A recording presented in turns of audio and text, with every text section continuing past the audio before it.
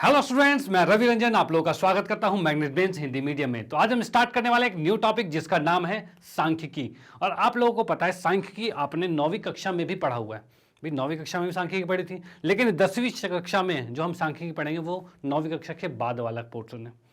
यानी कि ऐसा नहीं है कि 9वीं कक्षा की आपने नहीं पढ़ी तो आपको समझ में नहीं आएगा। मैं यहां पर शुरू से रिवाइज कराऊंगा, बेसिक से लेकर चलूंगा और जितना भी एडवांस तक आपके 10th क्लास में हर जगह हर चीज़ें आपको बताऊंगा। ठीक है, तो सबसे पहले हम देखते हैं भाई क्या क्या चीज़ें हमें पढ़नी है वो देख लेते हैं। तो भाई इसमें हमें पढ़ना है सबसे पहले सांख्यिकी की भूमिका, कि भाई सांख्यिकी होता क्या है। पहले ये चीज़ तो समझ जाएं कि सांख्यिकी होता क्या है, उसके बारे में फुल डिटेल में पढ़ेंगे।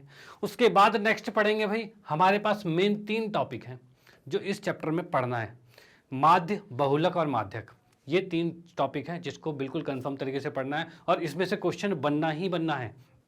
क्वेश्चन आपके जो 10th क्लास में है सांख्यिकी चैप्टर से बड़ा क्वेश्चन एक तो कंफर्म बनता है। अगर किसी बोर्ड में 6 नंबर का आता है तो उसमें 6 नंबर का क्वेश्चन भी बनेगा। अगर किसी बोर्ड में 6 का नहीं आता, 4 मार्क्स के क्वेश्चन आते हैं तो 4 मार्क्स के क्वेश्चन कंफर्म बनना है। ठीक है, और साथ में छोटे क्वेश्चन भी बहुत सारे बन जाते हैं। यानी कि ये चैप्टर जो है आपके मार्क्स के लिए बहुत ही इंपॉर्टेंट है। ठीक है, और बाकी नॉलेज की बात करें तो नॉलेज से हम बहुत देखेंगे भाई कैसे क्या चीज़ होती है, कैसे हम डाटा को समझ पाते हैं, कैसे सांख्यिकी का यूज़ कर पाते हैं। ठीक है, चलो भाई, तो सबसे पहले हम देखते हैं कि सांख्यिकी की भूमिका के बारे में। अब सांख्यिकी को समझने के लिए, सांख्यिकी को समझने के लिए सबसे पहले हमें पता होना चाहिए कि आंकड़े क्या होते हैं, ये डाटा क्या होता है। ठीक है, डाटा होता क्या है। तो आंकड़ों की बात करें, कोई भी इंफॉर्मेशन जो आप कलेक्ट करते हो कहीं से भी, उसे हम डाटा कहते हैं या फिर आंकड़े कहते हैं। फॉर एग्जांपल, जैसे कि आपकी क्लास में स्टूडेंट्स हैं। ठीक है, आपकी क्लास में मान लो 50 स्टूडेंट्स हैं। ठीक है, 50 बच्चे हैं आपकी क्लास में। अब क्या करोगे, आपके क्लास में 10 नंबर का टेस्ट हुआ और टेस्ट होने के बाद कहेंगे भाई इसके एक के 5 नंबर आए, एक के 4 आए, एक के 10 आए, एक के 12 हैं। 12 तो नहीं आ सकते, 10 में से 4-5 ही आ सकते हैं। उस तरह की चीज़ें आपकी आती जाएगी। ठीक है, तो यहाँ पर ये चीज़ें आ सकती हैं। ऐसे मान लो डाटा आपका आता रहा, आपने सारे डाटा को कलेक्ट कर लिया। ठीक है, तो ये क्या है, एक तरह की इन्फॉर्मेशन ही तो है, कि एक तरह की इन्फॉर्मेशन है जो आपने क्लास के नंबर को देख के कलेक्ट करी। ठीक है, और एक और की बात करूं, जैसे कि मान लो कि आपके घर पे कभी कभी सर्वे के लिए आते हैं कि भाई आपके फैमिली में कितने लोग हैं और दूसरे के घर में कितने लोग हैं, इस तरह से लड़के कितनी हैं, लड़कियां कितनी हैं, इस तरह से वो इन्फॉर्मेशन पूरी लेके जाते हैं। ये भी क्या है, एक तरह का डाटा ही है। ठीक है, एक तरह के आंकड़े हैं। तो यहाँ पर क्या है, कोई भी डाटा जो कि इन्फॉर्मेशन ही होता है एक तरह का, कि जो आप कहीं से कलेक्ट कर लेते हो, भाई ले लेते हो, वो चीज़ हमारा क्या हो जाएगा, आंकड़े हो जाएंगे। चलो भाई, आंकड़े तो हमने ले लिए कि आंकड़े होते हो लिए, मतलब हमने कलेक्ट कर लिया। अब उन आंकड़ों का करना क्या है, तो उन आंकड़ों की हेल्प से उनको एक व्यवस्थित रूप से बना के, ठीक है, एक व्यवस्थित रूप से बना के उसको एनालाइज करके, भाई उस पर विचार करके, भाई उसको देख देख के पूरा एनालाइज करके हम क्या करते हैं, उसमें से एक निष्कर्ष निकालते हैं, एक क्या कहते हैं परफेक्ट इन्फॉर्मेशन निकालते हैं, एक उसमें से कोई रिजल्ट निकालते हैं जिससे हमें पता चलता है। जैसे कि फॉर एग्जांपल मैं बताऊं कि 2 क्लासें हैं, 10th क्लास के 2 सेक्शन आपके पास हो गए। ठीक है, एक में 50 बच्चे, एक में 50 बच्चे, इस तरह से हैं। अब दोनों में क्या हुआ कि 100 नंबर के दोनों तरफ टेस्ट हुए। ठीक है, कईयों के नंबर अलग अलग आएंगे, किसी के 5 आए हैं, किसी के 95 आए हैं, किसी के 74 आए हैं, किसी के 72 आए हैं। इधर भी ऐसे बहुतों के नंबर अलग अलग आएंगे। अगर मैं कहूँ कि दोनों का ये जो डाटा को कलेक्ट किया गया, यानी दोनों के आंकड़े हो गए, अब उनका निकाल दिया औसत। भाई इनको सबको जोड़ा और 50 से भाग कर दिया, इनको सबको जोड़ा और 50 से भाग कर दिया। अब भाग करने के बाद इन दोनों का एक औसत आ गया कि भाई इसका औसत आ रहा है 60 नंबर का, इसका औसत आ रहा है 50 नंबर का। यानी इससे क्या पता चला, आपने उन आंकड़ों से, वो जो आंकड़े आपके पास थे, जो इन्फॉर्मेशन थी, उनकी हेल्प से आपने पता लगा दिया कि भाई पहला सेक्शन जो था वो थोड़ा सा पढ़ने में ठीक है और ये पढ़ने में थोड़े से खराब है। ठीक है, इस तरह से आपने क्या किया, उस डाटा को एनालाइज किया, उसको समझा और समझ के आपने बताया कि भाई इस क्लास की कंडीशन थोड़ी खराब है, इस क्लास की कंडीशन थोड़ी ठीक है उनसे। ठीक है, इस तरह से उन इंफॉर्मेशन की हेल्प से आपने क्या किया, एक रिजल्ट निकाल दिया। तो यहाँ पर हम वही सांख्यिकी पढ़ रहे हैं। इसमें बहुत सी चीज़ें हैं, ऐसा नहीं कि बस औसत ही है, औसत भी एक तरह का आपका माध्य है, लेकिन और भी चीज़ें हम इससे पढ़ेंगे, जैसे माध्यक और बहुलक भी पढ़ेंगे, उसके बारे में डीपली देखेंगे होता क्या है, उसके बारे में पूरा पढ़ेंगे बस मस्त तरीके से। ठीक है, तो फिलहाल मैंने आपको बता दिया है कि सांख्यिकी होती क्या है। ठीक है, चलो भाई, अब आते हैं हम नेक्स्ट पे कि भाई आंकड़े कितने तरह के होते हैं। तो आंकड़ों की बात करें तो एक होता है यथा प्राप्त आंकड़े। यथा प्राप्त आंकड़े क्या होते हैं, जिसे हिंदी में इंग्लिश में लिखा हुआ है रॉ डाटा, मतलब जो बेसिकली स्टार्टिंग वाला जो डाटा होता है। स्टार्टिंग वाले डाटा की बात करें तो जैसे कि कहा जाए आपने 15 बच्चों का टेस्ट लिया, ठीक है, और टेस्ट लिया 10-10 नंबर का टेस्ट है, उसमें से एक क्या है 6 नंबर के 5 नंबर के 4 नंबर, इसको आपने लिख लिया तो वो क्या होगा, जो आपने उसको लिख लिया उसे कहा जाता है रॉ डाटा या फिर यथाप्राप्त आंकड़े। फॉर एग्जाम्पल मैं लिख देता हूँ, तो लिखने में क्या है, जैसे कि पहला नंबर मैंने लिखा 5 4 7 3 8 6 5 9 10 1 3 4 4 10 0, इस तरह से डाटा आपके पास है, ठीक है। चलो भाई, हम इसमें ये तो हमारे पास क्या हो गया, ये आपने बस देखा कि क्लास में 15 बच्चे थे, उनसे एक एक से पूछा भाई रोल नंबर 1 का 5 नंबर, 2 का 4 नंबर, 7 नंबर, 3 नंबर, 8 नंबर, इस तरह से सबके नंबर आपने लिख दिए। तो ये क्या किया, सबसे पहले आपने बेसिकली सबसे डाटे को कलेक्ट कर लिया, ठीक है, यानी आंकड़ों को आपने ले लिया, एक इन्फॉर्मेशन आपने ले ली है, ठीक है। तो ये आपके क्या हो गए, ये आंकड़े हो गए, कौन से वाले, शुरू वाले आंकड़े, मतलब रॉ डाटा यानी कि यथा प्राप्त आंकड़े, तो ये हो गए आपके, ठीक है। चलो भाई, अच्छी बात है। उसके बाद इस आंकड़ों को थोड़ा सा व्यवस्थित करेंगे। कैसे व्यवस्थित करेंगे, तो उसमें हम देखेंगे पहले अवर्गीकृत बारंबारता, ये निकाल, ये बनाएंगे। अब ये कैसे बनता है ये देखते हैं। जैसे मैंने स्टार्टिंग में लिखा प्राप्तांक लिख दिया, जो भाई अंक प्राप्त हुए, और दूसरा कर दिया भाई विद्यार्थियों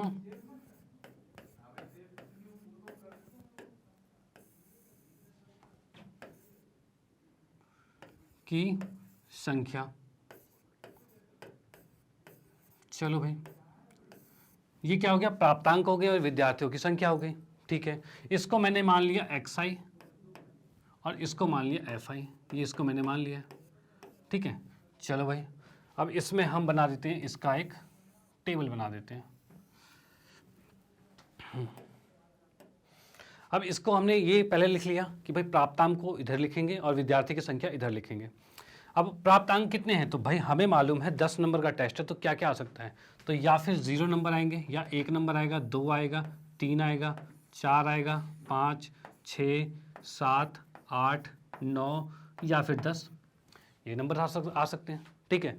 चलो भाई, 0 नंबर वाले कितने बच्चे हैं, तो 0 नंबर वाले एक बच्चा ऐसा है जिसके 0 नंबर आए थे, तो यहाँ हम लिख सकते हैं भाई एक बच्चा जो है वो 0 नंबर वाला है, ठीक है।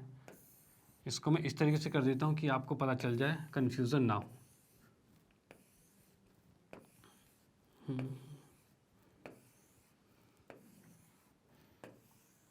ठीक है, अब 0 नंबर वाले कितने हैं, एक है, मान लिया, चलो। उसके बाद 1 नंबर वाले कितने बच्चे हैं, तो 1 नंबर वाला भी एक ही है। अब कहा जाए भाई 2 नंबर वाले कितने हैं, तो 2 नंबर तो किसी के नहीं आए, तो ये तो 0 हो जाएगा। 3 नंबर वाले कितने बच्चे हैं, तो 3 नंबर के 2 बच्चे हैं, 2-3 नंबर के बच्चे हैं भाई, ये और ये जो है वो 3 नंबर के हैं, तो हमने 2 लिख दिए। उसका 4 नंबर वाले बच्चे 1 2 3, 3 बच्चे 4 नंबर वाले हैं, तो 3 बच्चे हमने यहाँ लिख दिए, ठीक है। अब मैं 5 नंबर वाले बच्चे, 2 बच्चे हैं जिनके 5 नंबर आ रखे हैं, तो चलो देखो 5 आ गए, ठीक है। उसके बाद क्या चीज़ है, 6 नंबर 1 का आया है, तो 1 का 6 नंबर आया है, और 7 नंबर भी 1 का ही आया है। 8 नंबर की बात करें तो 8 भी 1 का ही आया है, और 9 भी 1 का आया है, और 10 है वो 2 बच्चों के आए हैं, ठीक है। तो यहाँ पर ये चीज़ हो गया हमारे पास। तो हमने क्या किया, इस संख्या को थोड़े व्यवस्थित रूप से लिख दिया, और वो भी कौन से व्यवस्थित रूप से, तो अवर्गीकृत बारंबारता, यानी हमने इसमें क्या कर दिया, इससे हमें एक चीज़ पता चल गई। देखो, एक तो आप ये डाटा देख रहे थे भाई सबके नंबर आए हैं, मुझे नहीं पता किसके कितने आए, लेकिन सबके डाटा लिखे हुए हैं सामने, तो हम पढ़ेंगे तो भाई इतने इतने नंबर सबके आए हैं।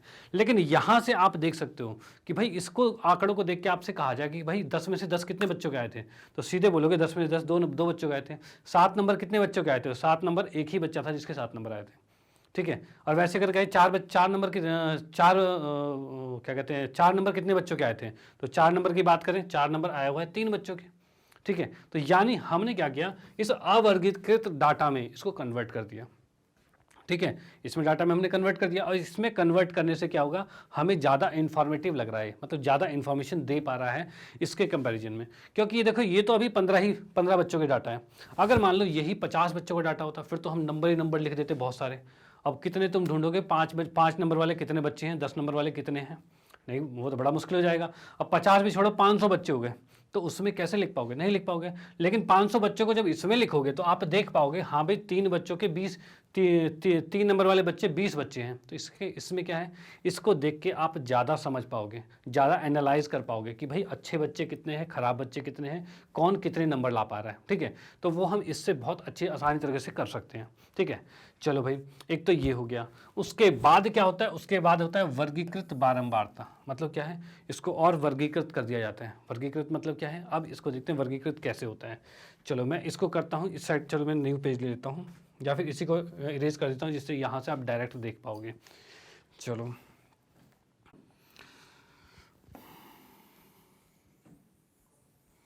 अब यहाँ हम करते हैं वर्गीकृत बारंबारता में। तो इसके अंदर क्या चीज़ है, सबसे पहले लिखेंगे वर्ग अंतराल,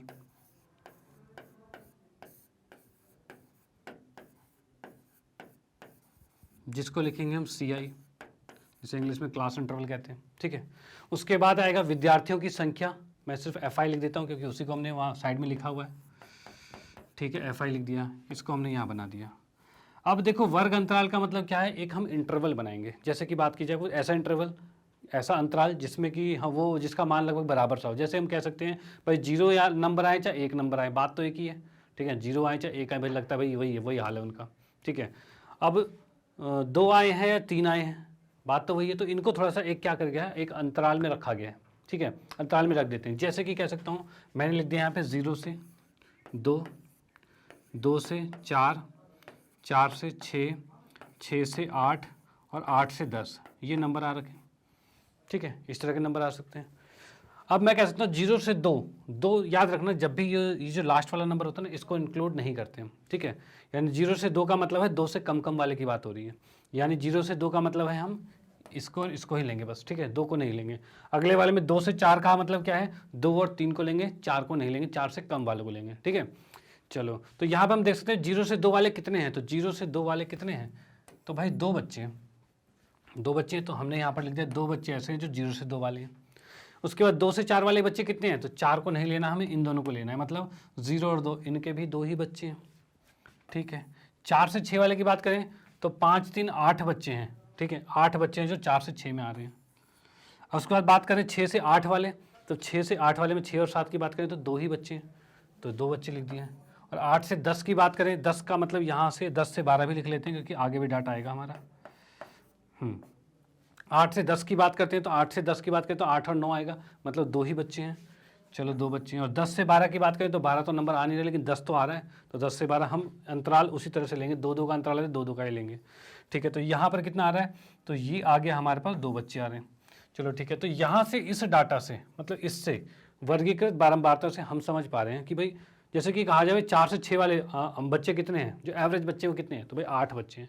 तो यहाँ पर क्या है, जब हम वर्ग अंतराल बना देते हैं, वर्ग अंतराल बना देते हैं, भाई ऐसा रिलेशन समझ लो कि लगभग जो बराबर बराबर सा है। ठीक है, उसके अनुसार हमने वर्ग अंतराल बनाया हुआ है, या फिर क्वेश्चन में आपको वर्ग अंतराल बना के ही दे देगा।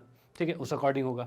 तो यहाँ पर हम देख रहे हैं भाई इस तरह से वर्ग अंतराल बन जाएगा, और इस तरह से हम वहाँ पर देख पाएंगे विद्यार्थियों की संख्या कितनी है, और इससे हम डाटा को समझ पाएंगे कि भाई क्या कहना चाहता है।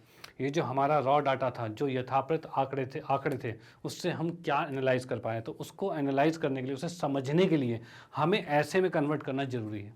इसमें करेंगे या इसमें करेंगे, तो मैं आपको बताना चाहता हूँ इस 10वीं क्लास में हम मोस्टली यूज़ किसका करेंगे, तो मोस्टली यूज़ करेंगे इसी का, वर्गीकृत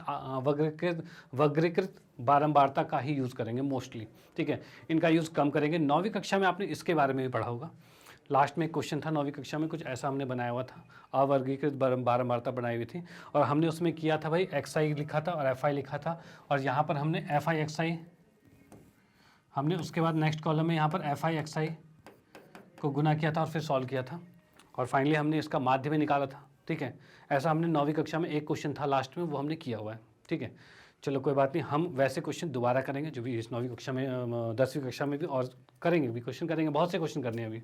ठीक है, तो अभी मैंने सिर्फ आपको ये बताया है कि भाई यथाप्राप्त आंकड़े क्या होते हैं, ठीक है, और अवर्गीकृत आंकड़े क्या होते हैं, और उसके बाद वर्गीकृत बारंबारता क्या होती है। ठीक है, इस तरह की चीज़ें क्या है, ये चीज़ें मैंने आपको बता दिया। ठीक है, चलो अब आते हैं इसके बाद नेक्स्ट पे, हम एक क्या करते हैं, इसके बाद नेक्स्ट में ही चलते हैं। नेक्स्ट हमारे पास क्या है, पहले माध्य के बारे में देख लेते हैं। सबसे पहले हम माध्य पढ़ेंगे। हाँ, तो नेक्स्ट हम देख रहे हैं क्या कि माध्य ज्ञात करने के विधियों के बारे में देख रहे हैं। तो इस चैप्टर में जो हमारा पहली प्रश्नावली है उसमें हम बात करेंगे माध्य की, और माध्य कितने तरीकों से निकाला जाता है। तो भाई माध्य की बात करें तो वो कितने तरीकों से निकाला जाता है माध्य।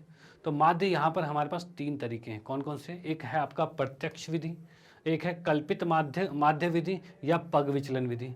ये 3 विधियाँ हैं जिसको हमें पढ़ना है। इन 3 विधियों से हम निकाल पाएंगे कि किस तरह से माध्य निकाला जाता है। चलो भी अच्छी बात है।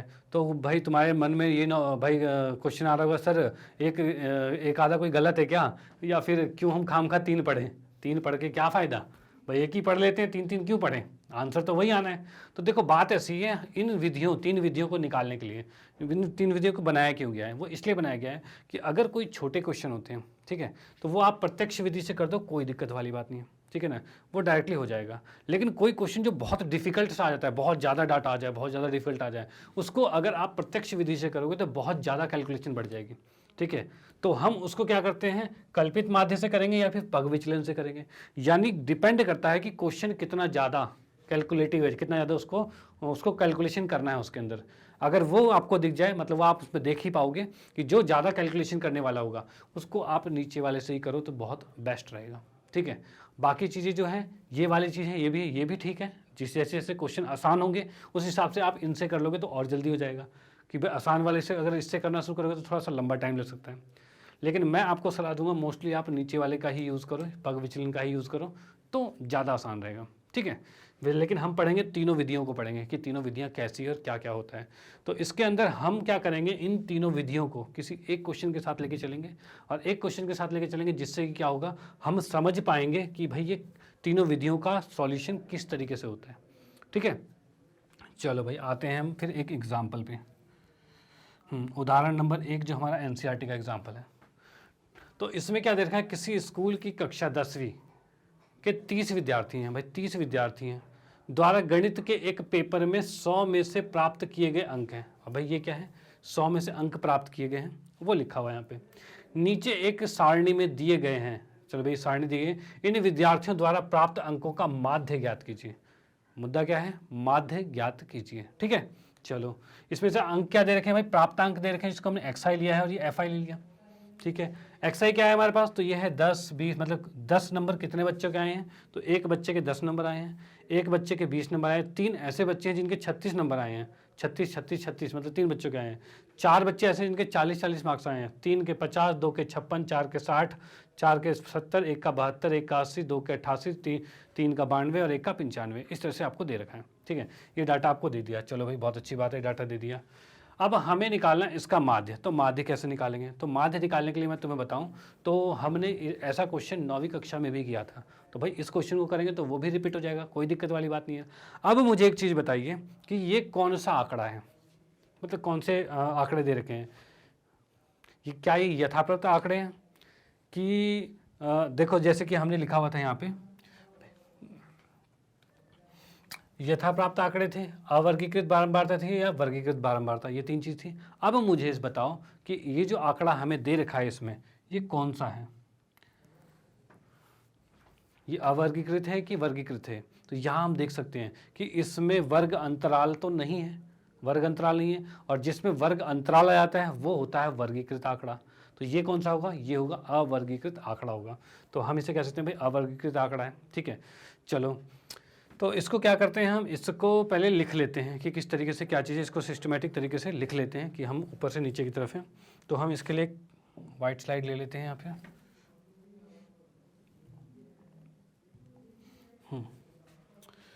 इसमें हम देख सकते हैं कितने हैं,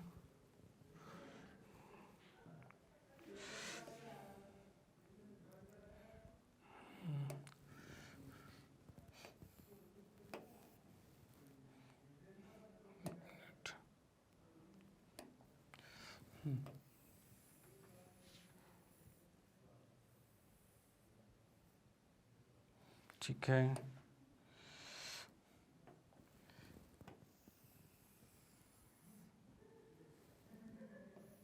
ये हमने यहाँ पर खींच दिया, चलो भाई ठीक है। अब इसके बाद इसमें क्या क्या चीज़ हमें दे रखी थी, तो इसमें एक है प्राप्तांक है और एक है विद्यार्थियों की संख्या, मतलब प्राप्तांक को क्या लिखा है xi और विद्यार्थियों की संख्या को क्या है fi लिखा है। तो हम भी वही लिख लेते हैं भाई, पहले को हमने लिख लिया xi और दूसरा क्या है fi है, ठीक है।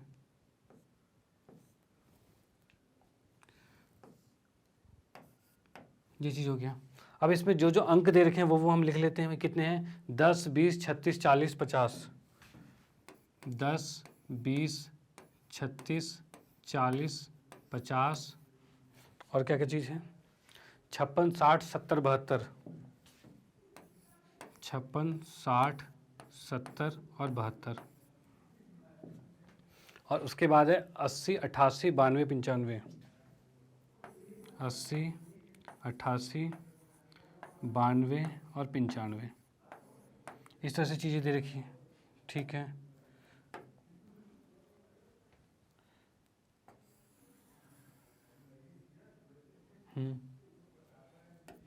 ये हो गया। उसके बाद क्या क्या दे रखा है हमें 1 1 3 4 3, यानी 1 1 3 4 3, और उसके बाद दे रखा है 2 4 4 1 1, 2 4 4 1 1, फिर 2 3 1 है, 2 3 1 है। ये तो हमने डाटा को लिख लिया इस तरीके से, ठीक है ना, इस तरह से लिख लिया। अब हमें क्या निकालना है, इसमें हमें निकालना था भाई माध्य निकालिए, ठीक है। अब माध्य ज्ञात करने का फॉर्मूला क्या था, तो माध्य ज्ञात करने का जो एक डायरेक्ट मेथड था, मतलब जो शुरू वाला था प्रत्यक्ष विधि था, वो क्या था, जो कि हमने 9वीं कक्षा में भी देखा था। इसका फॉर्मूला था हमारा सिग्मा fi xi बटे में सिग्मा fi, ये था, ठीक है। अब ये सिग्मा क्या होता है, तो सिग्मा एक सिंबल है, एक मतलब सिंबल है जो कि आपको बताता है उनके योग को, पूरे को योग को। अब ये योग होगा कैसे, तो वो हम देखते हैं भाई, इस क्वेश्चन को करेंगे सब समझ में आएगा, ठीक है। तो पहले हम निकाल लेते हैं भाई, इसमें निकालना है हमें, इसको मैं और बना देता हूँ,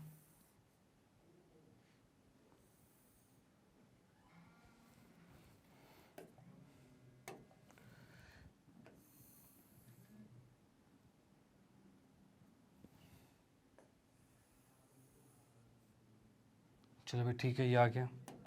यहाँ पे अभी निकालना है हमें क्या, fi और xi, इन दोनों का गुणा निकालना है, ठीक है ना। fi और xi को गुना करना है, तो fi xi को गुना करेंगे तो क्या होगा, तो 10 एकम 10 आ गया, ठीक है, और 20 एकम 20 आ गया, और 36 को 3 से गुना करेंगे तो कितना हो जाएगा, 36 दूनी 72, 3 3 3 6 18, 108 आ गया, और ये आ जाएगा 4 चक 16, 160 आ गया, ठीक है। ये आ जाएगा 5 3 15, 150 आ गया, ये आ जाएगा 56 दूनी 108 हो गया, और ये आ गया 60 2 चौके 240 आ गया, ठीक है। उसके बाद है 7 चौक 28 280 आ गया।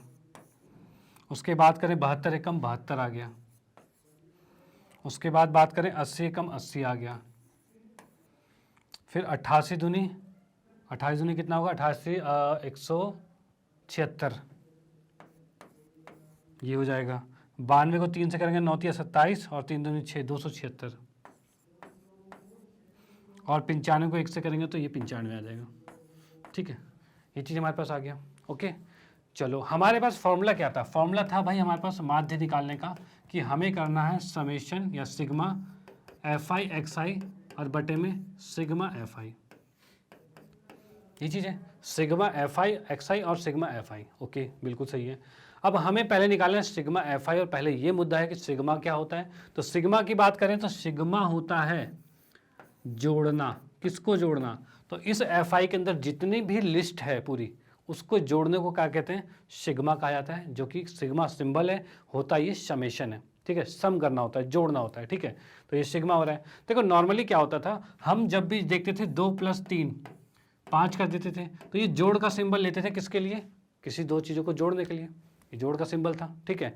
वैसे ही अगर किसी पूरी लिस्ट को, जैसे पूरा एक लिस्ट आपको दे रखी है, ठीक है, उस पूरे को अगर जोड़ना है तो उस कंडीशन में क्या होगा, हमें लगाना पड़ेगा सिग्मा, ठीक है, हमें सिग्मा लगाना पड़ेगा, जिससे पूरे नंबर सारे एक लाइन में, जो लाइन में नंबर है वो पूरे के पूरे एक साथ जुड़ जाएंगे।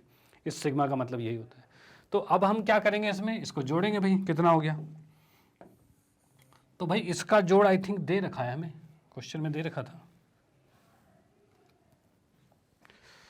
इसका जोड़ हमें दे रखा है कि भाई 30 विद्यार्थी हैं, दे रखा है हमें, ठीक है। कुल विद्यार्थी कितने, 30 हैं। तो हम कह सकते हैं भाई इस पूरे विद्यार्थियों की संख्या कितनी है, 30 है। ये तो हो गई। अब उसके बाद इसको जोड़ना है, इसको जोड़ोगे, चलो जोड़ के बताइए कितना होगा। तो फिर हम इसको जोड़ के, देखो बात ऐसी है कि आपको जब इसको जोड़ना है तो प्रैक्टिस करनी है खुद से जोड़ने की, कैलकुलेटर का यूज़ नहीं करना, क्योंकि एग्जाम में भी आपको खुद से जोड़ना होगा। क्योंकि आपको ऐसा लगेगा कि भाई अभी तो घर पे तो कर रहे हैं, घर पे सॉल्व कर रहे हैं, खुद कैलकुलेटर से जोड़ लेते हैं, क्या दिक्कत है, लेकिन नहीं, आपको प्रैक्टिस करनी है कैलकुलेशन फास्ट करने की, किस तरह से जल्दी जोड़ा जाए, ठीक है। तो आपको क्या करना है, खुद से जोड़ना है। फिलहाल मैं लिख देता हूँ डायरेक्टली, ठीक है ना, लेकिन आपको खुद से जोड़ना है।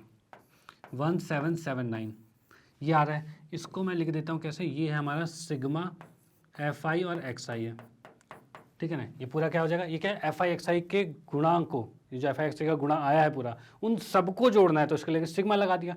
तो ये हमारा कितना आ रहा है, 1779 आ रहा है, ठीक है भाई।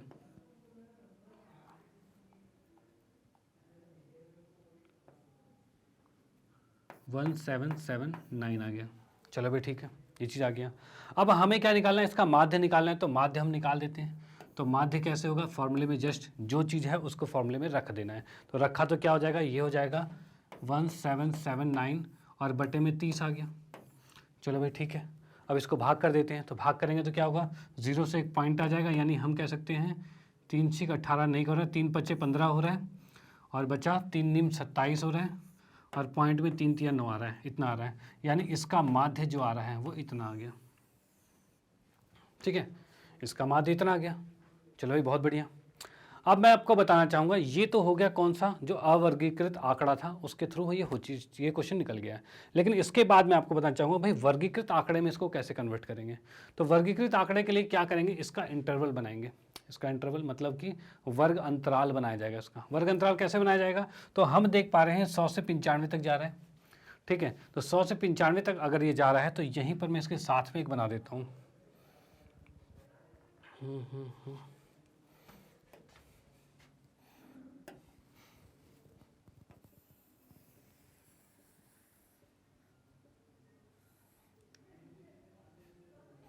ठीक है,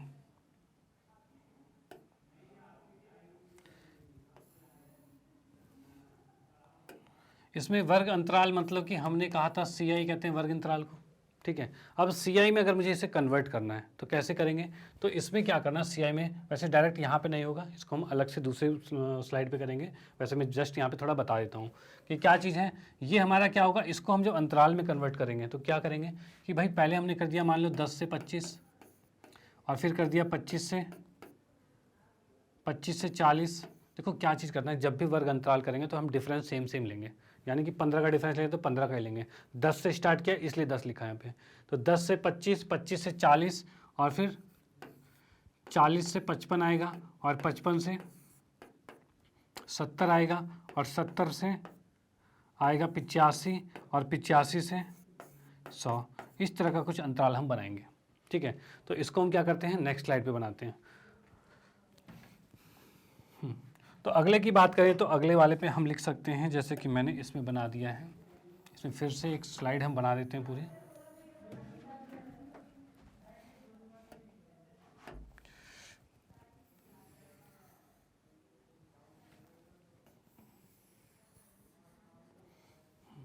अब जिस चीज़ का यूज़ होगा हम करते जाएंगे, बाकी देखते हैं।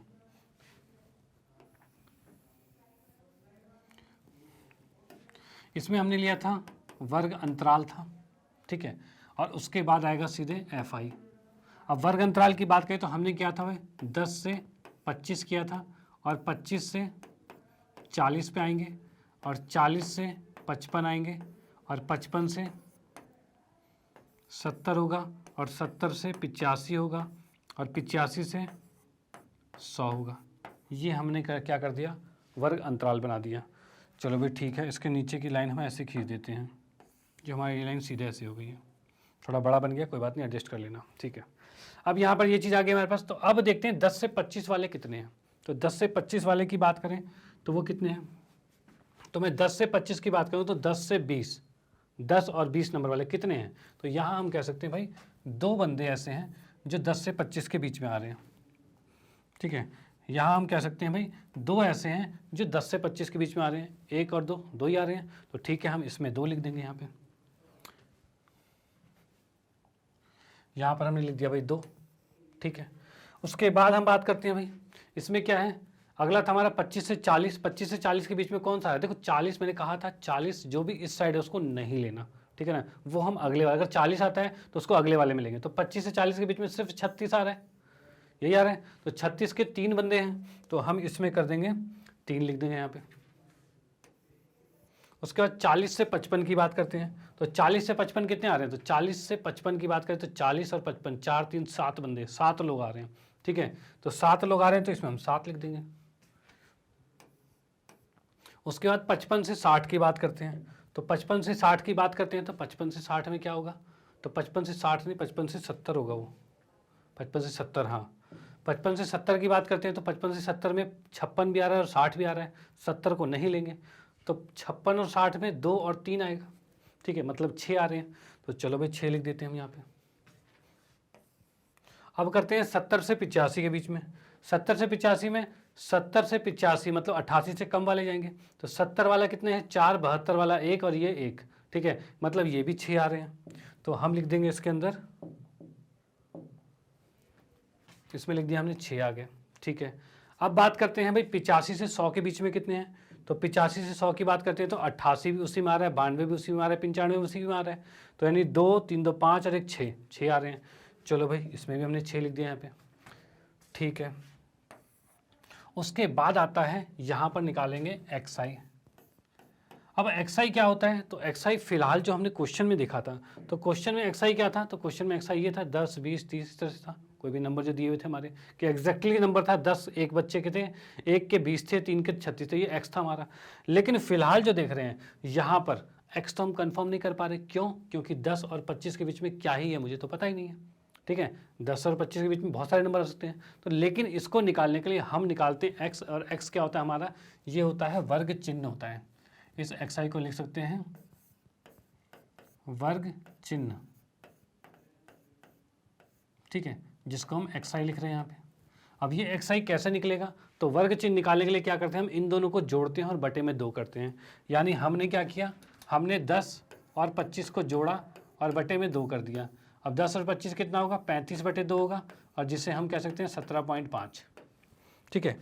तो यहाँ पर 17.5 आ रहा है, तो यानी हम इसमें क्या लिख सकते हैं? इसको 17.5 लिख सकते हैं, ठीक है। अगला वाला भी ऐसे होगा, 25 में 40 जोड़ोगे, ठीक है, और 25 में 40 जोड़ के फिर भाग में 2 करोगे, तो 2 करते ही कितना हो जाएगा? तो 25 में 40 जोड़ा 65, 65 को 2 से भाग किया तो 32.5 आ गया, तो आप इसको लिख सकते हो 32.5, ठीक है। अब एक चीज़ मैं तुम्हें बता दूं, इसको बार बार जोड़ने घटाने की जरूरत नहीं है, क्योंकि आपको पता है कि 15 का डिफरेंस है। डिफरेंस कितना है? 15-15 का है, तो इसमें 15-15 जोड़ते हुए चले जाओ, 15-15 जोड़ते हुए चले जाओ, आंसर आ जाएगा। तो 15 अगर इसमें मैं जोड़ता हूँ तो कितना होगा? 7 5 जोड़ते हैं 15 इसमें जोड़ते आ जाएगा 37 और 47, और फिर 15 जोड़ेंगे तो कितना आ जाएगा? 62, फिर 15 जोड़ेंगे तो कितना हो जाएगा?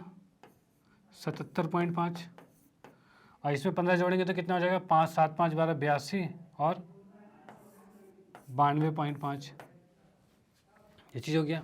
चलो ठीक है, 17.5 32.5 47 62 77 और 92, इस तरह की चीज़ें हो गई, ठीक है।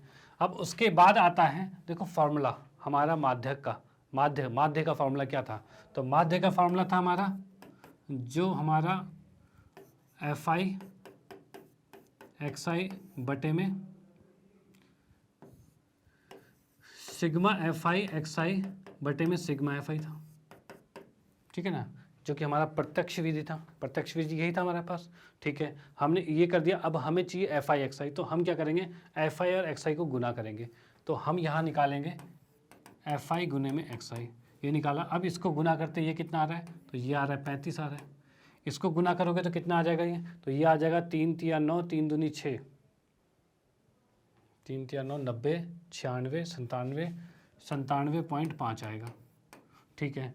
इसको अगर 7 से गुना करोगे तो कितना हो जाएगा? 7 पंचे 35 और 7 7 49 49 और 3 52 का 2 हासिल 5, 7 चौक 28 और 5 33, यानी ये आ रहा है 332.5 आ रहा है। ठीक है, 6 से गुना करेंगे तो 6 पंचे 30, 6 दूनी 12, 3 15, 6 चिक 36 और 37, 375 आ गया। फिर 6 से इसको गुना करेंगे तो कितना आ जाएगा ये, तो ये आएगा 6 पंचे 30 और 6 सत्ते 42 और 3 45 का 5 हासिल 4, 6 सत्ते 42 और 4 46, ये आ गया। फिर 6 से इसको गुना करेंगे तो कितना आ जाएगा, 6 पंचे 30 का 0 हासिल 3, 6 दूनी 12 और 3 15 का 5 हासिल 1 और 6 निम 54 और 1 55, ये चीज़ आ गया हमारे पास। तो ये हमारे पास आ गई वैल्यू। चलो भाई, अब इसमें क्या करना है, हमें पहले करना है भाई सिग्मा एफ आई एक्स आई और सिग्मा एफ आई। तो इसमें हम देख सकते हैं सिग्मा एफ आई तो यही है, और ये कितना होगा, तो ये उतना ही होगा जितना पहले था। कितना था, 30 था, तो 30 ये भी होगा। तो 7 3 10 और 6 3 18 और 2 20, 20 और 10 30 हो जाएगा। चलो भाई, ये हमने 30 लिख लिया। ठीक है, अब इसको जोड़ेंगे हम, कितना आएगा, तो इसको जोड़ेंगे तो इसको भी आप जोड़ के बताइए। तो इसको जोड़ने पे क्या आ रहा है हमारे पास, तो इसको जोड़ने पे आपको तो खुद कैलकुलेट करना है, मैं डायरेक्टली लिख देता हूँ इसमें।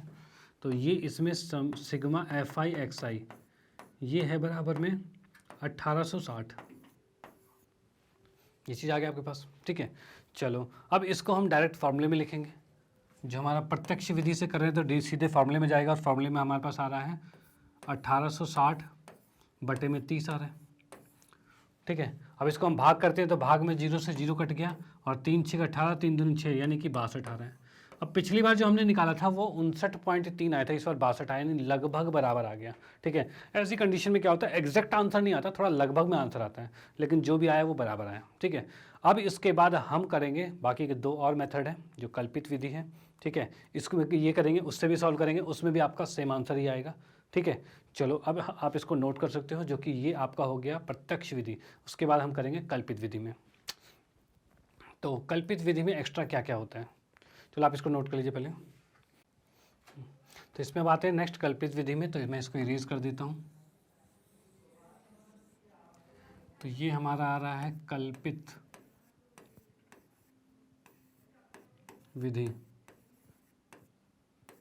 चलो भाई, अब इसमें क्या है, इसका फॉर्मूला होता है हमारे पास a प्लस में sigma F I D I और बटे में सिग्मा एफ आई। अब इसमें कुछ नई चीज़ आई है, क्या आया है, a और डी आई नई चीज़ आ गई है। चलो इसमें एफ आई एक्स आई तो नहीं है, तो इसको हम मिटा देते हैं। ठीक है, और जो चीज़ ज़रूरत है उसको लेके आएंगे। चलो भाई,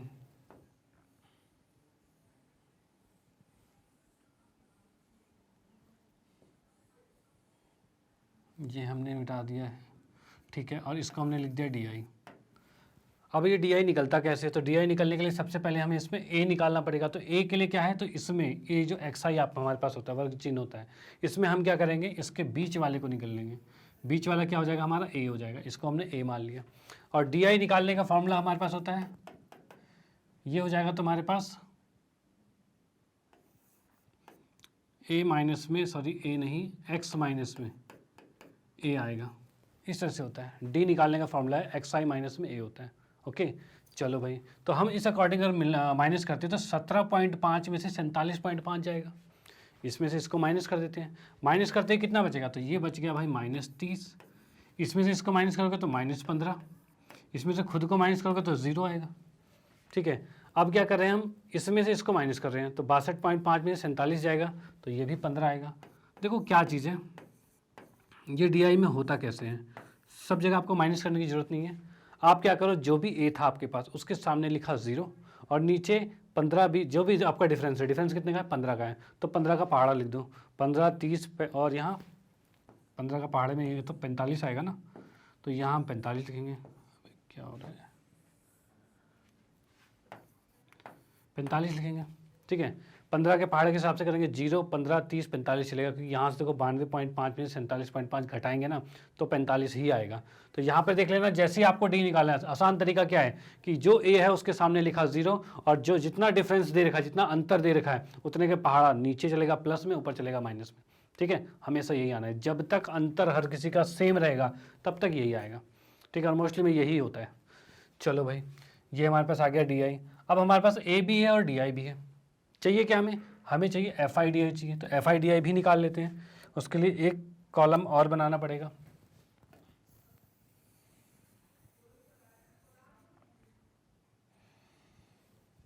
ठीक है ये, और यहाँ पर भी मैंने ये खींच दिया है,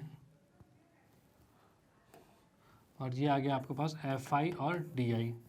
एफ आई डी आई को गुना करेंगे, मतलब 2 को करेंगे 30 से गुना, 2 को 30 से गुना करते क्या आ जाएगा -60, 3 को 15 से करेंगे तो -45, 7 को 0 से करेंगे तो 0 हो जाएगा, 15 छिका 90 हो जाएगा, और 30 को 6 से करेंगे तो 180 हो जाएगा, और 45 को 6 से करेंगे तो कितना होगा, तो 6 चक 24 और 6 पंचे 30, मतलब 270 हो जाएगा। ठीक है, और नीचे यहाँ पर भी एक लाइन खींचनी है हमें। ठीक है, और यहाँ आ गया हमारे पास सिग्मा एफ आई और डी आई, इसका मान ज्ञात करना है। तो इसका मान क्या होगा, इन सबको जोड़ना पड़ेगा भाई, इन सबको जोड़ना पड़ेगा। चलो भाई, तो पहले हम क्या करते हैं, प्लस वाले को जोड़ लेते हैं इन तीनों को। तो कितना हो जाएगा, 9 दूनी 18, 27 दूनी 54, 540 आ रहे हैं। इनको जोड़ोगे 540 आ रहे हैं। इनको आपने जोड़ा तो ये कितना होगा, 6 4 10, 105 आ जाएगा माइनस का। अब 540 में से 105 को घटाएंगे तो 400 आएगा 35। तो हमने लिख दिया भाई, ये आ गया 435 आ गया। ठीक है, आ गया। और इस साइड वाले डाटा की ज़रूरत थी नहीं,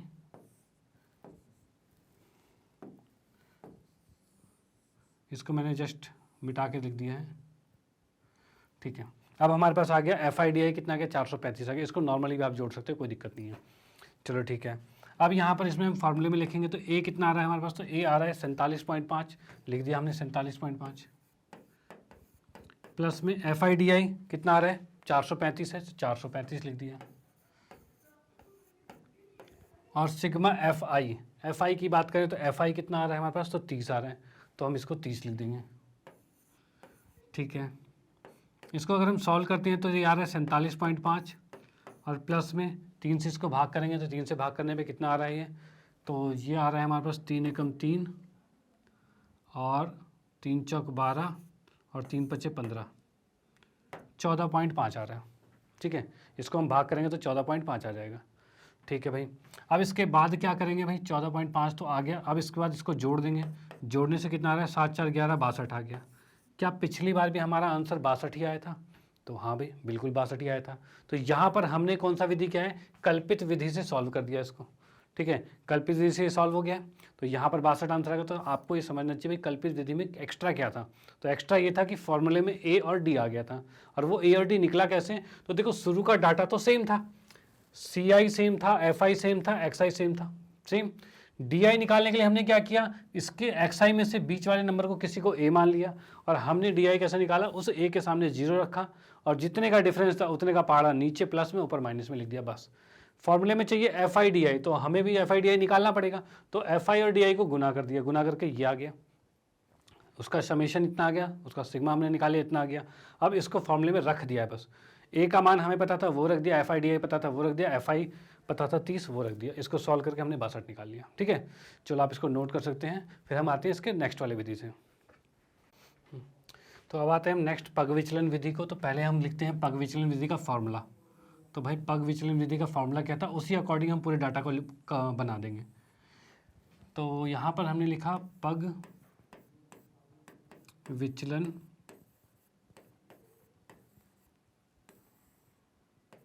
और विधि। भाई पग विचलन विधि में देख लेते हैं क्या था। तो इसके द्वारा माध्य निकालना है, तो इसका फॉर्मूला हमारा था ए प्लस में सिग्मा एफ आई यू आई बटे में सिग्मा एफ आई गुने में एच, ये चीज़ें होती हैं। ठीक है, इसमें एच क्या होता है, तो एच होता है इसका अंतर, एच इसका अंतर है। यानी हम कह सकते हैं भाई हमारा एच कितना है, तो एच हमारा दे रखा है, इसका अंतर जो है कितना है 15 है, ये हमें पता है। ठीक है, चलो भाई अब हम देखते हैं भाई जो जो चीज़ की ज़रूरत है वही करेंगे, अदरवाइज बाकी चीज़ नहीं करेंगे। जैसे कि डी आई, इसमें तो ज़रूरत नहीं है डी आई की, तो हम डी आई नहीं निकालेंगे। एफ आई डी आई की ज़रूरत नहीं है तो ये भी नहीं निकालेंगे। इन दोनों कॉलम को हम क्या करते हैं, इरेज कर देते हैं, मिटा देते हैं। तो यहाँ पर ये हमने इरेज कर दिया है।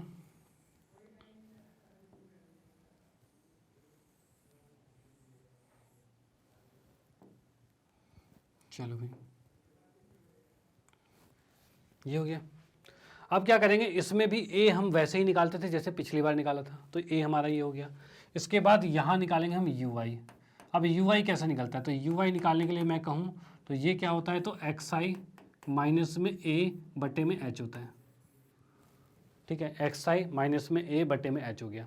ठीक है, अगर मैं ऐसा करने लग जाऊँ तो क्या होगा यहाँ पे, तो 17.5 में से माइनस करना पड़ेगा ए जो कि आ रहा है 47.5 और बटे में आएगा एच जो कि आएगा 15।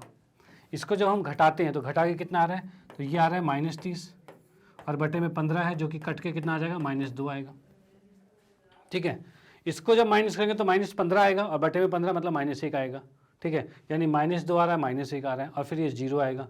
तो मैं आपको इसका डायरेक्ट बता दूं, डायरेक्ट क्या है इसका तरीका, शॉर्टकट तरीका क्या है इसका, तो भाई जहाँ ए है उसके सामने लिखो 0, ऊपर लिखा -1 -2 और नीचे 1 2 3, डायरेक्टली लिख दिया, बात खत्म। कैलकुलेट कर लो, यही आएगा। सबको कैलकुलेट कर लो, जितना भी, जो कोई सा भी क्वेश्चन होगा, कोई सा भी क्वेश्चन हो, बस ये वर्ग अंतराल सेम होना चाहिए सबका। ठीक है, कोई सा भी क्वेश्चन हो, सब में क्या होगा, 0 1 2 3 आएगा, नीचे प्लस में ऊपर माइनस में, बस। ठीक है, तो इसलिए मैं कह रहा था ये मेथड थोड़ा सा आसान हो जाता है, कैलकुलेशन कम हो जाती है इसमें। कैलकुलेशन कम क्या होती है भाई, यू आई निकाल रहे हैं, उसमें ए के सामने सीधे 0 1 2 3 लिखा और 1 2 3 1 2 लिख दिया, बस। ठीक है, अब इसमें निकालेंगे, नेक्स्ट चाहिए हमें एफ आई यू आई चाहिए।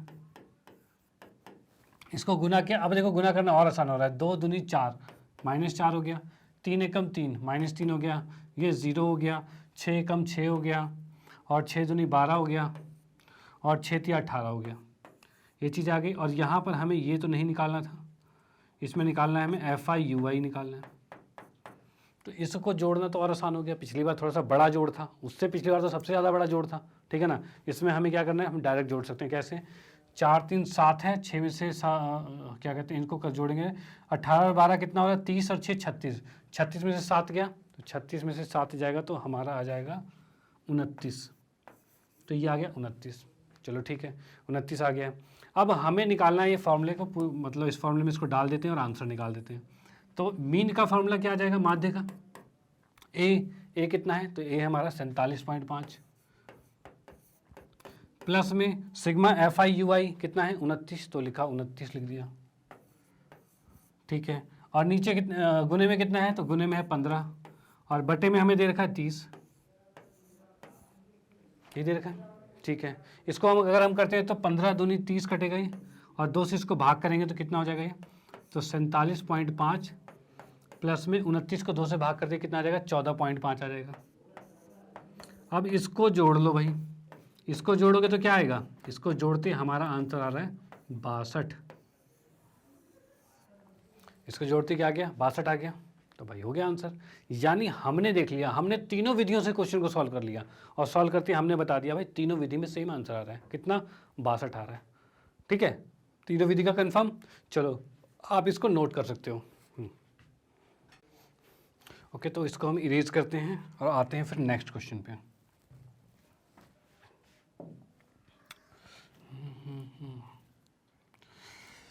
हाँ भाई, तो अगला क्वेश्चन हमें दे रखा है, नीचे दी गई सारणी भारत के विभिन्न राज्यों एवं संघीय क्षेत्र जो हैं कि ग्रामीण क्षेत्रों में प्राथमिक विद्यालय में महिला शिक्षकों के प्रतिशत बंटन को दर्शाया जाता है। मतलब क्या है, महिला शिक्षक कितने हैं उनको दर्शाया जा रहा है। ठीक है, इस अनुच्छेद में चर्चित 3 विधियों से महिला शिक्षकों का माध्य प्रतिशत ज्ञात करना है। भाई जितने ही महिला शिक्षक है उनका माध्य प्रतिशत भी ज्ञात करना है। अब देखो इसने क्या कहा है, महिला शिक्षकों का शिक्षकों का प्रतिशत जो है, मतलब कुछ अलग अलग एरिया है, कुछ एरिया, कोई एक गांव है, कोई एक जिला है, कोई दूसरा जिला है, कोई तीसरा जिला है। भाई एक जिले की बात करें, वहाँ पर क्या है, मतलब कि जो संघ है जो या फिर राज्य है उसकी बात करें तो 6 ऐसे संघ हैं जहाँ पर 15 से 25% ही महिला टीचर है। 11 ऐसे राज्य हैं या फिर संघ कह सकते हो ऐसे हैं जहाँ पर 25 से 35% ही जो है वो महिला टीचर है, और 7 ऐसे जिसमें 35 से 45% है। 4 ऐसी जगह है जहाँ पर 45 से 55% है, 4 में 55 से 65, 2 में 65 से 75 और 1 ऐसी जगह है जहाँ पर 75 से 85% तक महिला है। ठीक है, चलो भाई अब इसमें हमें क्या निकालना है, इसमें हमें निकालना है इसका माध्य निकालना है। चलो भाई माध्य निकालना है तो पहले हम क्या करते हैं, देखो क्या चीज़ होता है, ये क्या है, ये वर्ग अंतराल दे रखा है और वर्ग अंतराल को मैंने क्या कहा था, इसको हम मानते हैं सी आई, तो इसको सी आई मान लेंगे। और ये क्या है, उनकी संख्या है, तो संख्या को हम क्या मानते थे, तो एफ आई, तो ये एफ आई हो जाएगा। चलो ठीक है, हम क्या करते हैं, एक अलग से बना लेते हैं इसको, एक अलग से बना लेते हैं जिसमें कि हम पूरा क्वेश्चन सॉल्व कर पाएंगे। तो यहाँ मैं एक टेबल बना लेता हूँ पूरी।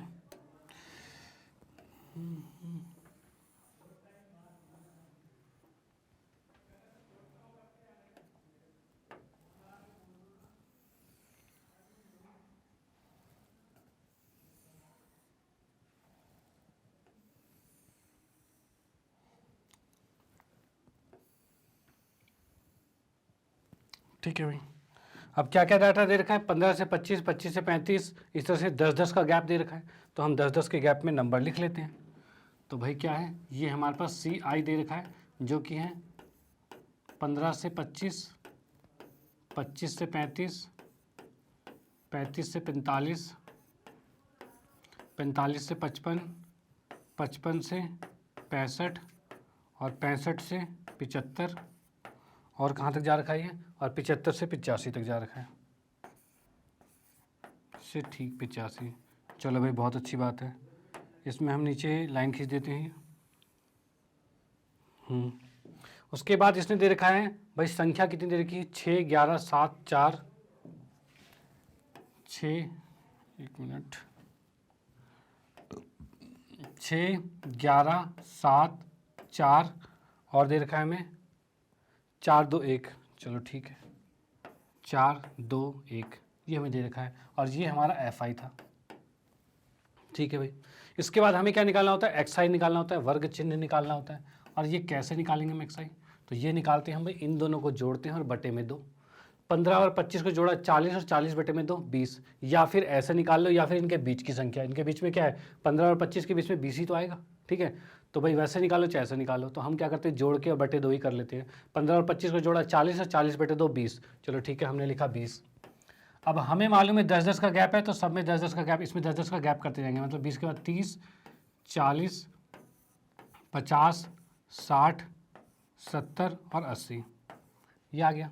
चलो ठीक है, हमें निकालना है माध्य निकालना है, तो हम क्या करते हैं पग विचलन विधि का यूज़ कर लेते हैं, जो कि हमें दिया होता है A प्लस में सिग्मा FI UI बटे में सिग्मा FI गुने में H, यही फॉर्मूला था हमारे पास।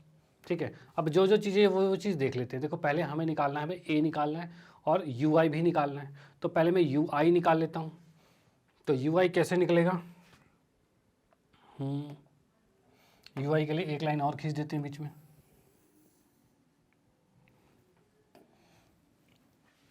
तो हम आते हैं यहाँ UI पे। अब UI कैसे निकालने के लिए बताया था मैंने, तो इसमें बीच में कोई भी नंबर ले लो। तो बीच में हमने कौन सा नंबर ले लिया, तो ये बीच में बिल्कुल दिख रहा है हमारे पास, तो इसको मैंने A मान लिया। ठीक है, A हो गया। इसके सामने लिखा 0 और ऊपर -1, -2 और -3 और नीचे 1, 2, 3, ये चीज़ हो गया। चलो सो सिंपल बिल्कुल। ठीक है, उसके बाद हम देखते हैं भाई हमें निकालना है FI UI। अब गुना कर लेते हैं। तो FI 6 को 3 से करेंगे तो 6 3 18, 11 को 2 से करेंगे तो 11 दूनी 22, 7 को 1 से किया -7, 0 और 4 को 1 से करेंगे 4, 2 को 2 से किया 4 और 3 को 1 से किया 3, ये चीज़ आ गया हमारे पास। ठीक है, चलो अब इसमें हम देख सकते हैं क्या भाई, ये हमारा है सिग्मा FI UI है और ये कितना आएगा भाई, सबको जोड़ देते हैं। अब जोड़ोगे तो कितना आएगा, देखो 18 और 22 जोड़ा 40 और 7 47, मतलब इनको जोड़ के हमने लिखा -47 आ रहा है। इनको जोड़ के कितना होगा, 4 4 8 9 10 11, ये 11 आ गया। 47 में से 11 गया तो कितना बचेगा, तो 47 में से 11 जाती है बचेगा 36, तो हम लिख सकते हैं -36। ये तो आ गया FI UI। ठीक है, FI की बात करते हैं तो FI में हमें शायद इसमें दे रखा था, दे रखा है इसमें तो नहीं दे रखा, तो हम क्या करते हैं इसको जोड़ लेते हैं FI को। जब इसको जोड़ेंगे तो कितना आएगा, तो भाई हम कर सकते हैं 6 4 10 और 7 2 9 और 1 10, 20 हो गए, 20 और 25, 20 और 15 35, ये तो हमारे ये 35 आ रहे हैं। ठीक है भाई, 35 हमने जोड़ के लिख दिया, इसे 35 आ रहा है। इसको हम वेरीफाई दोबारा कर लेते हैं। सिग्मा FI मतलब FI का जोड़ 35 लिख दिया मैंने, तो कितना हो गया, 11 और 6 17, 17 और 7 24, 24 और 4 28, 28 4 32, 32 और 2 34 और 1 35, बिल्कुल ठीक है 35 आ गया। तो FI हमारा 35 आ गया है और FI UI आ गया -36। ठीक है, अब इसको डायरेक्ट फार्मूले में लिख देते हैं। फॉर्मूले में क्या हो जाएगा, ए का मान कितना है, तो ए का मान हमें 50 दे रखा है, तो इसको लिखा 50। FI/UI कितना है हमारे पास, -36, तो हम इसको लिख सकते हैं कितना, -36, और बटे में कितना आ रहा है, तो 35 आ रहा है, तो 35 लिख दिया। और H कितना है हमारे पास, तो H हमें दे रखा है, देखो गैप, इसका गैप कितना है, इसका डिफरेंस कितना है, तो वही H होगा, तो इसका डिफरेंस हमें दे रखा है H, तो यानी ये आ गया 10, तो इसको लिखा हमने 10, ठीक है। तो 5 सत्ते 35, 5 दूनी 10, ये हो गया। यानी हम इसको लिख सकते हैं 50 माइनस में 36 दूनी 72 बटे में 7 आ रहा है, ये आ रहा है। इसको अगर मैं भाग करता हूँ यहाँ पर तो कितना आ जाएगा, तो 50 में से माइनस हमें करना पड़ेगा 72 में से 7 दाएँ 70, 10, 7 दूनी 14,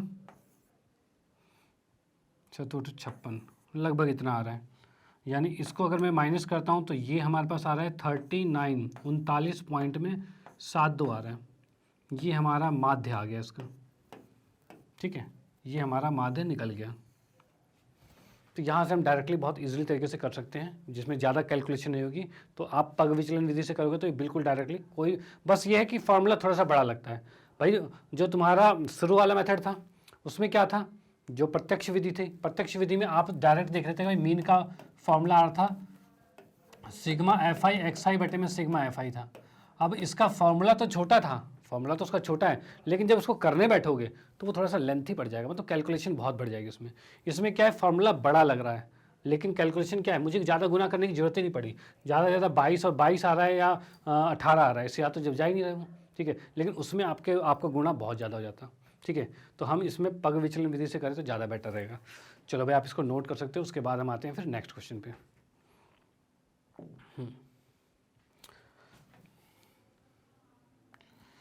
अब ये तीसरा उदाहरण हमारे पास है भाई। तीसरे उदाहरण में क्या लिखा हुआ है, नीचे दिए हुए बंटन एक दिवसीय क्रिकेट मैच में गेंदबाजों द्वारा लिए गए विकेटों की संख्या दर्शाता है। अब यहाँ पे क्या है, गेंदबाजों द्वारा विकेट लेने की जो संख्या उसको दर्शा रहा है, जिसमें क्या रखा है कि विकेटों, पूरा ही पढ़ लेता हूँ पहले। उपयुक्त विधि चुनते हुए, मतलब अपने अकॉर्डिंग कोई भी अच्छा मेथड चुन लीजिए, लिए गए विकेटों का माध्य ज्ञात करना है, मतलब इसका माध्य ज्ञात करना है, ठीक है।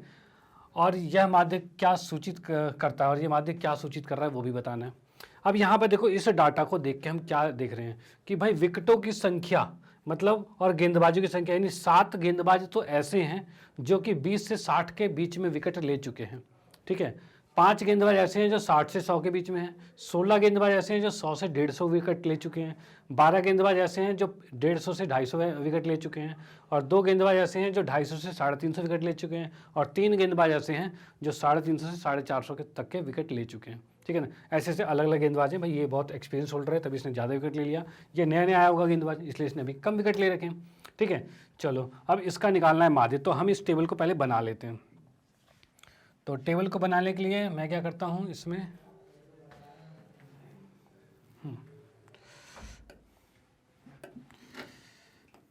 यहाँ पर एक टेबल बना लेते हैं।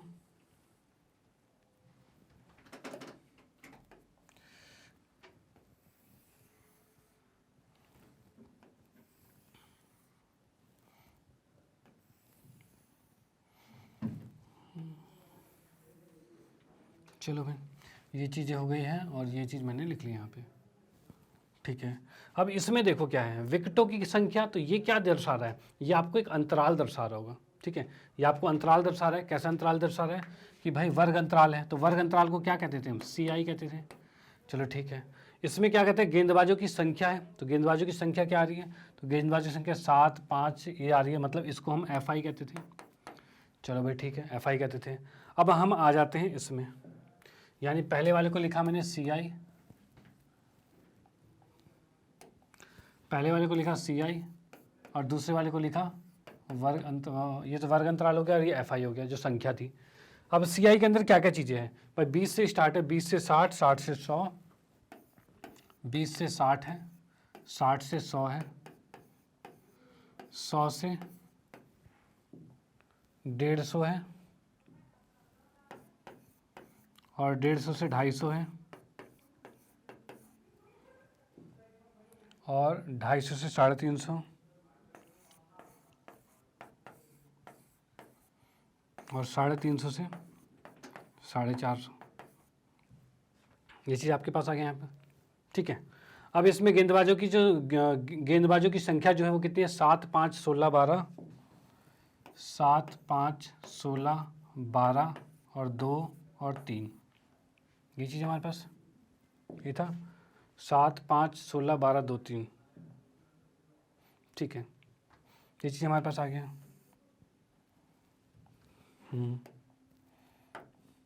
अब देखो इसके अंदर क्या चीज़ है, इसके अंदर आप देख पा रहे हो कि भाई ये सी आई आ गया, ये एफ आई आ गया। तो जैसे मैंने इसमें सी आई में देखो एक कुछ नया है, इसमें नया क्या चीज़ है, तो यहाँ आपको दिख रहा है भाई इसका अंतर 40 का है, इसका अंतर 40 का है, इसका 50 का है, इसका 100 का है, इसका 100 का है, इसका 100 का है। तो भाई अंतर हो गए अलग अलग। तो यानी अब की अगर तुम एक्स आई में जैसे मैंने बताया था 0 के बाद 1 2 3 लिख देना, 1 2 3 लिख देना, वो इसमें नहीं चलेगा क्योंकि अंतर हो गए बराबर। तो इसको हम क्या करते हैं, डायरेक्ट मेथड जो था यानी कि प्रत्यक्ष विधि से भी कर सकते हैं, कोई दिक्कत वाली बात नहीं है। जैसे प्रत्यक्ष विधि से आप करते हो तो हम प्रत्यक्ष विधि से भी चेक कर लेते हैं किस तरह से आंसर आ रहा है। तो प्रत्यक्ष विधि से करते हैं तो सबसे पहले हमें निकालना पड़ेगा एक्स आई, पहले हमें निकालना है एक्स आई। और एक्स आई कैसे निकालता था, ये था वर्ग चिन्ह, और ये कैसे निकालते हैं, इन दोनों को जोड़ा और बटे में 2, तो 6 2 4 मतलब 80 बटे में 2 40 आ जाएगा, ठीक है। इसको अगर करेंगे तो 160 बटे में 2 80 आ जाएगा, और इसको करेंगे तो कितना आ जाएगा 250 बटे में 2 125 आ जाएगा, और ये करोगे तो कितना आ जाएगा, तो ये आ जाएगा तुम्हारा 400 200 आ जाएगा, और इसको करते हैं तो ये आ जाएगा हमारे पास 600 300 आ जाएगा, और इसको करेंगे तो 4 3 7 1 8 400 आ जाएगा, ठीक है। ये चीज़ आ गया एक्स आई। अब मुझे निकालना है F I X I. F I X I क्या होगा, 7 चौक 28, 8 पंचे 40, और 16 को जब इससे गुना करेंगे तो 1600 आएगा, और 16 को 25 से गुना करेंगे तो ये आ जाएगा तुम्हारा 16 पंचे 80, और 16 दूनी 32 40 2000 आ गया, ठीक है। 12 को करेंगे तो 1200, 12 दूनी 2400 आएगा,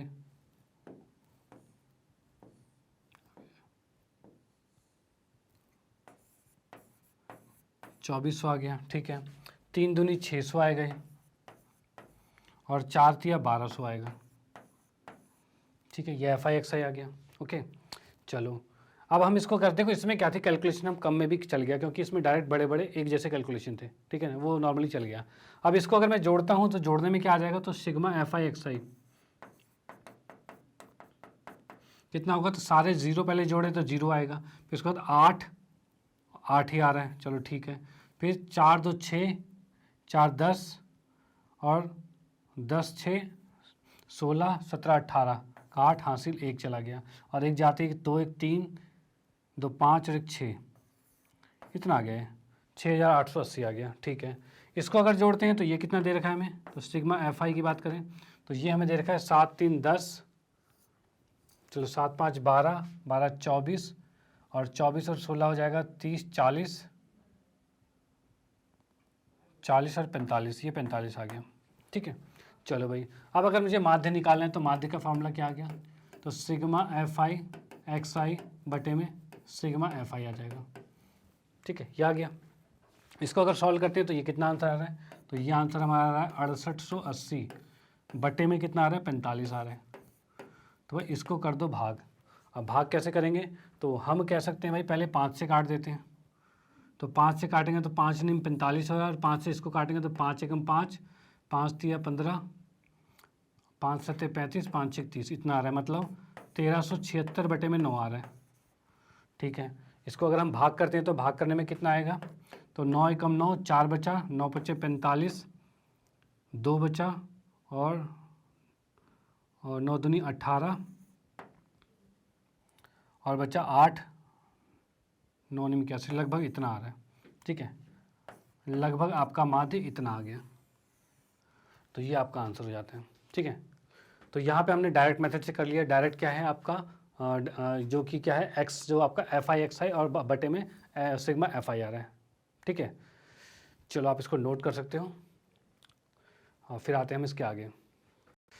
ओके, तो यहाँ पर हमने इसको प्रत्यक्ष विधि से कंप्लीट कर लिया है और आपको बताना चाहूँगा कि हमने प्रत्यक्ष विधि, कल्पित विधि और पग विचलन विधि तीनों विधियों को देख लिया। बाकी आपको डिसाइड करना है कि आपको कौन सा सुटेबल लग रहा है, ठीक है, उसके अकॉर्डिंग आपको क्वेश्चन सॉल्व करने हैं और इसकी प्रैक्टिस करनी है। जितनी ज़्यादा प्रैक्टिस करोगे उतनी ईजिली सॉल्व कर पाओगे, उतनी फास्टली से कैलकुलेशन कर पाओगे, ठीक है। नहीं तो जोड़ते जोड़ते बहुत टाइम लग जाएगा। कैलकुलेटर का यूज़ नहीं करना, याद रखना, आपको खुद से जोड़ना है और खुद से क्वेश्चन करना है कि आप खुद देख सको कि आप क्वेश्चन को कितनी जल्दी जल्दी कर सकते हैं, ठीक है। तो यहाँ पर हमने एनसीईआरटी के माध्य निकालने के सभी उदाहरण को कंप्लीट कर लिया है और नेक्स्ट क्लास में हम करेंगे इसकी प्रश्नावली को कंप्लीट, ठीक है। तो यहाँ पर आपको क्या करना है, आपको करनी है प्रैक्टिस, जो भी क्वेश्चन को दोबारा से ट्राई करना है, ठीक है। चलो, उसके बाद मैं आपको बताना चाहता हूँ मैग्नेट ब्रेन के बारे में। तो मैग्नेट ब्रेन एक ऐसा प्लेटफॉर्म है जहाँ पर 100% फ्री एजुकेशन मिलती है और आपको इसकी प्लेलिस्ट चाहिए कोई भी क्लास, जैसे कि आप हमें मेरे साथ जुड़े हुए हैं, आपको चाहिए हिंदी मीडियम की क्लास या फिर आपके रिलेटिव्स फ्रेंड्स में या फिर और रिलेटिव्स जो भी हैं जो अलग अलग क्लासेस में पढ़ते हैं उनको सजेस्ट करना चाहते हो, वो डिफरेंट क्लास के होंगे तो वो डिफरेंट क्लास के लिए कोई से भी क्लास को सिलेक्ट कर सकते हैं, ठीक है, जिससे उनके अंदर उनको सारी वीडियोज़ मिल सकती है, हर क्लास की प्लेलिस्ट मिल सकती है, जिससे उनको भी फ़ायदा मिल सकता है। जैसे कि आपको हिंदी मीडियम की चाहिए तो आपने हिंदी मीडियम पर क्लिक किया और क्लिक करते ही ऐसा कुछ इंटरफेस आ जाएगा और यहाँ पर मैं आपको दिख जाऊँगा। तो यहाँ पर आप इसमें वॉच नाउ पे क्लिक करोगे तो वॉच नाउ पे क्लिक करते ही जितने भी क्लासेस मैंने बना रखी है, जितनी भी क्लासेस यहाँ पे अपलोडेड हैं, सारे टॉपिक आपके सामने आ जाएंगे। आप किसी भी टॉपिक पे क्लिक करोगे जिससे भी कि ऐसे वीडियो आपके सामने आ जाएगी सामने, ठीक है ना। ऐसे क्या होता है, कुछ लोगों का कमेंट होता है यूट्यूब पे वीडियोस ढूंढने में बड़ी मुश्किल होती है, यहाँ पर आपको डायरेक्टली मिल जाएगा, कोई दिक्कत नहीं होगा। तो करना क्या है, आपको वेबसाइट www.magnetbrain.com इस पर आपको जाना है, magnetbrain.com पे जाना है, जिससे कि आप इस वेबसाइट पे जाके बहुत इजीली वीडियोस को देख पाओगे, ठीक है। चलो, और बाकी मैं आप लोगों को बताना चाहता हूँ कि मैग्नेट ब्रेन हिंदी मीडियम में भी है। हिंदी मीडियम में क्या है, 100% फ्री एजुकेशन और इंग्लिश मीडियम में भी आपका सेम 100% फ्री एजुकेशन था, लेकिन यहाँ पर आपका 6 to 12 तक के लिए है। तो जितने भी आपके यार दोस्त हैं, रिलेटिव्स हैं जो हिंदी मीडियम में पढ़ना चाहते हैं या इंग्लिश मीडियम में भी पढ़ना चाहते हैं, उसको आप ये सजेस्ट कर सकते हो जिससे उनको फ़ायदा मिल सकता है, ठीक है। तो बाकी आपको आपको अच्छा लगता है तो लाइक कीजिए और नए हैं तो सब्सक्राइब कीजिए, बाकी शेयर तो करते रहिए। Okay, bye, thank you.